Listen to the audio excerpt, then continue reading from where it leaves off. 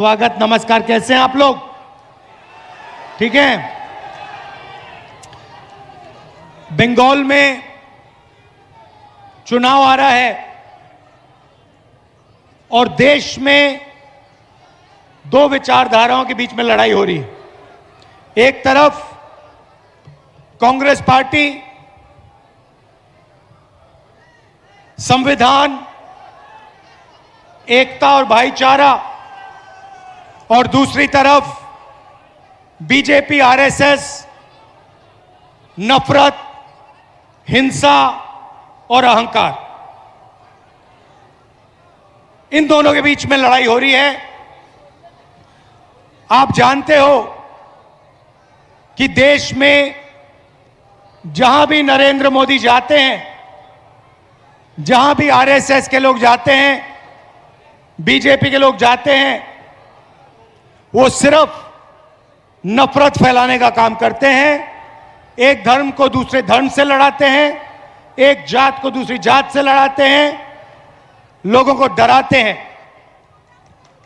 भाइयों और बहनों, कुछ साल पहले कांग्रेस पार्टी ने कन्याकुमारी से लेकर कश्मीर तक एक यात्रा की, भारत जोड़ो यात्रा। उसमें लाखों लोग चले और यात्रा का सिर्फ एक मैसेज था, बीजेपी ने नफरत की बाजार खोल रखी है और कांग्रेस पार्टी को मोहब्बत की दुकान खोलनी है। ये हमारी विचारधारा है। इस विचारधारा से देश आजाद हुआ, संविधान आया और देश मजबूत हुआ। भाइयों और बहनों, नरेंद्र मोदी बड़ी बड़ी बातें करते हैं, मगर डोनाल्ड ट्रंप जो है,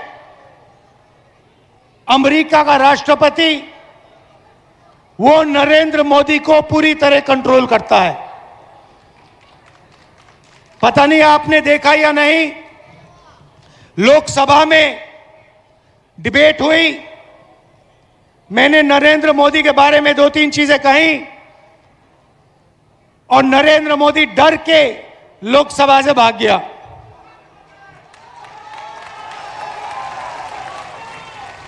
उसने यूएस इंडिया डील की। यूएस इंडिया डील में उसने हमारे कृषि का सेक्टर बेच दिया, स्मॉल और मीडियम इंडस्ट्री बेच दी, एनर्जी सिक्योरिटी बेच दी और देश का पूरा डेटा उसने अमेरिका के हवाले कर दिया। कोई भी प्रधानमंत्री बिना दबाव के ऐसा काम नहीं कर सकता है। भाइयों और बहनों, डोनाल्ड ट्रंप के पास 2 हथियार हैं।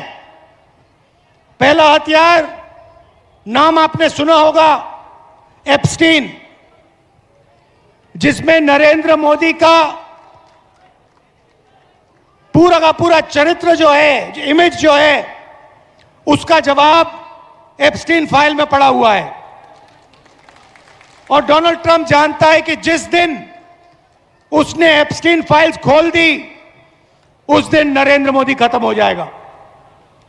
दूसरी बात, अदानी, नाम सुना है आपने? नरेंद्र मोदी अदानी को पूरा देश बेच रहा है। Airport, ports, infrastructure, solar power, wind power, cement, सारा का सारा नरेंद्र मोदी अदानी जी को पकड़ा रहा है। इसका सच्चा नाम अदानी नहीं है, कंपनी का सच्चा नाम अदानी नहीं है, सच्चा नाम मोदानी होना चाहिए, मोदानी। क्योंकि जो भी ये करता है नरेंद्र मोदी, ये 2-3 अरबपतियों के लिए करता है। और अदानी कंपनी का पूरा फाइनेंशियल रिकॉर्ड डोनाल्ड ट्रंप के हाथ में है। इसलिए डोनाल्ड ट्रंप ने नरेंद्र मोदी को पकड़ रखा है और जो भी डोनाल्ड ट्रंप चाहता है वो नरेंद्र मोदी करता है। अगर नरेंद्र मोदी कहता है, अगर डोनाल्ड ट्रंप कहता है नरेंद्र मोदी जंप मारो, झटके से नरेंद्र मोदी जंप मारता है। अगर नरेंद्र मोदी को डोनाल्ड ट्रंप कहता है जाओ इजराइल जाओ, 2 मिनट के अंदर नरेंद्र मोदी इजराइल पहुंच जाता है। तो सबसे कहते हैं कि ये देशभक्त हैं, मगर इनका पहला काम देश को बेचने का है। सही बात? यह बंगाल का हर व्यक्ति जानता है। और पिछले 10-12 साल इनकी सरकार ने गरीबों के लिए कुछ नहीं किया। जो भी ये करते हैं अरबपतियों के लिए करते हैं, अदानी अंबानी जैसे लोगों के लिए करते हैं। ये पहले इंडस्ट्रियल एरिया हुआ करता था, यहां पे जूट मिल्स हुआ करते थे, यहां पे इंडस्ट्री हुआ करती थी। कौन लाया था? कांग्रेस पार्टी लाई थी। और आज की सच्चाई चाहे ममता जी हो चाहे नरेंद्र मोदी जी हो, इनको रोजगार से कुछ लेना देना नहीं, इनको इंडस्ट्री से कुछ लेना देना नहीं। ये सिर्फ सत्ता चाहते हैं, जनता के लिए काम नहीं करते हैं। नरेंद्र मोदी जी ने नोटबंदी की, गलत जीएसटी लागू कर दी और देश में जो भी छोटी छोटी कंपनियां थी, कारखाने थे, इंडस्ट्री थी, उन सारों को जानबूझ के नरेंद्र मोदी ने खत्म कर दिया, मार दिया। और जो काम नरेंद्र मोदी हिंदुस्तान में कर रहा है, वही काम टीएमसी और ममता जी आपके बंगाल में कर रही हैं। आप देखिए, सबसे पहले नरेंद्र मोदी जी जनता के लिए कुछ नहीं करते, 2-3 अरबपतियों के लिए काम करते हैं और पूरा का पूरा फायदा या नरेंद्र मोदी को जाता है या फिर बीजेपी के नेताओं को और बीजेपी के संगठन को जाता है। यहां पे भी ममता जी वही कर रही हैं। इंडस्ट्री खत्म कर दी, बेरोजगारी फैला दी।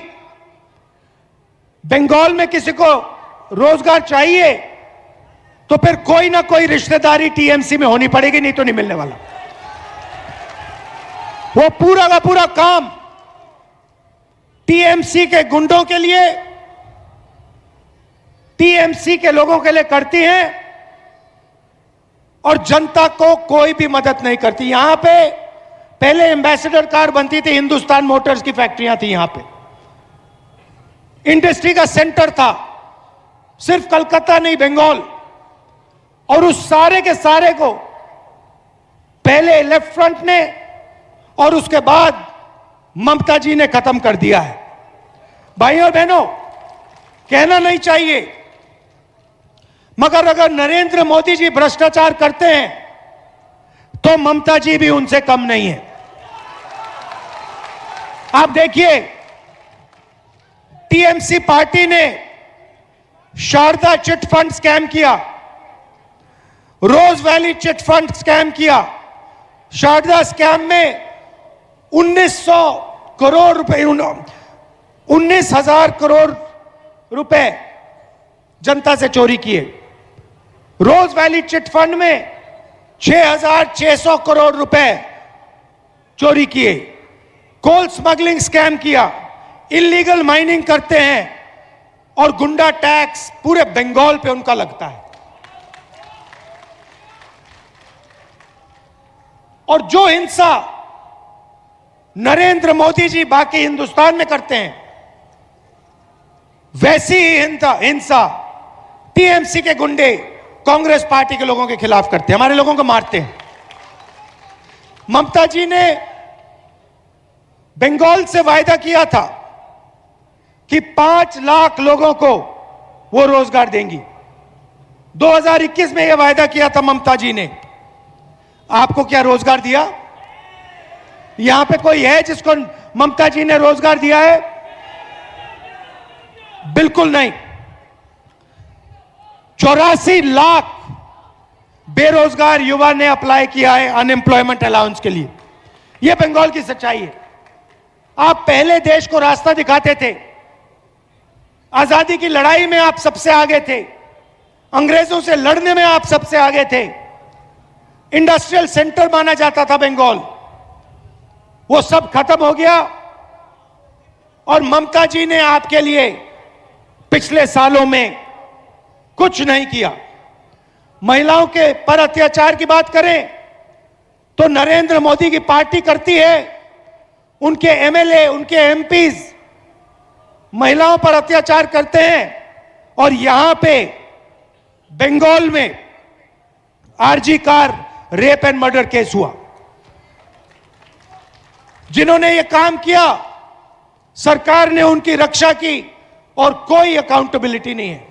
भाइयों और बहनों, ममता जी बीजेपी के लिए बंगाल में रास्ता खोल रही है। यह सच्चाई है। सच्चाई है कि अगर ममता जी ने सही तरीके से काम किया होता, अगर ममता जी ने बंगाल के लिए काम किया होता, भ्रष्टाचार नहीं किया होता, आरजी कार जैसे केस पर एक्शन लिया होता, तो यहां पर कोई बीजेपी का खतरा नहीं होता। तो मैं आपसे यह कहना चाहता हूं, कांग्रेस पार्टी बीजेपी से लड़ती है। आप देखिए, मैं आपके सामने खड़ा हूं, मैं बेल पे हूं, मेरा घर छीन लिया, मेरी लोकसभा की मेंबरशिप छीन ली, मेरे ऊपर 36 केस हैं। कभी मैं झारखंड जाता हूं, कभी महाराष्ट्र, कभी गुजरात, कभी उत्तर प्रदेश, कभी बिहार। हर 10-15 दिन में केस लड़ने कहीं ना कहीं जाना पड़ता है मुझे। मैं आपसे पूछना चाहता हूं, ममता जी पे कितने केस लगाए नरेंद्र मोदी ने? ममता जी का कितने घंटे इंटेरोगेशन हुआ? मेरा 55 घंटे, 5 दिन एक के बाद एक इंटेरोगेशन हुआ ईडी से। ममता जी पर कोई आक्रमण नहीं होता, ना सीबीआई, ना ईडी, ना कुछ। क्यों? क्योंकि वो बीजेपी से सीधा नहीं लड़ती हैं। यह सच्चाई पूरा बंगाल जानता है। सिर्फ कांग्रेस पार्टी विचारधारा के बल पर बीजेपी से लड़ती है। 24 घंटा नरेंद्र मोदी कांग्रेस पार्टी पर, राहुल गांधी पर, खारगे जी पर आक्रमण करता रहता है। बंगाल के चुनाव के वक्त नरेंद्र मोदी आकर ममता जी पर आक्रमण करता है, मगर आप देखना, बंगाल का चुनाव खत्म होगा, नरेंद्र मोदी ममता जी के बारे में कुछ नहीं कहेगा, क्योंकि वह जानता है कि हिंदुस्तान में सिर्फ एक शक्ति आरएसएस, बीजेपी और नरेंद्र मोदी को हरा सकती है, और वो शक्ति कांग्रेस पार्टी है, कांग्रेस पार्टी की विचारधारा है। भाइयों और बहनों, आप कांग्रेस पार्टी को यहां मजबूत कीजिए, घबराइए मत। कांग्रेस पार्टी को आप यहां वोट दीजिए, कांग्रेस पार्टी को मजबूत कीजिए, हमारे कैंडिडेट्स को विधानसभा में भेजिए, क्योंकि वही रास्ता है आरएसएस और बीजेपी को हिंदुस्तान से हटाने का। नरेंद्र मोदी को